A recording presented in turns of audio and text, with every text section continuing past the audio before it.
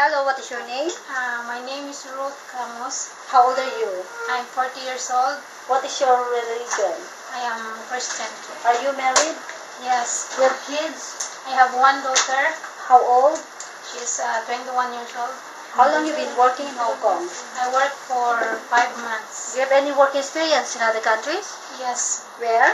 At Qatar and Kuwait for 5 years. Okay, so how long you been working with your current employer? I worked for 5 months What's your employer living in?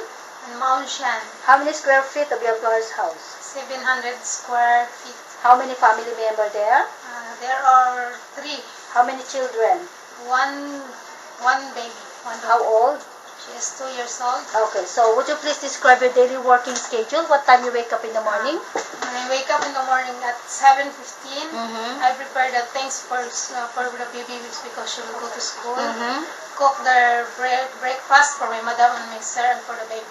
And then then? after send her to school, and then after that going home and then clean the house, cooking the food for the dinner. Okay, so what time you cook for the dinner?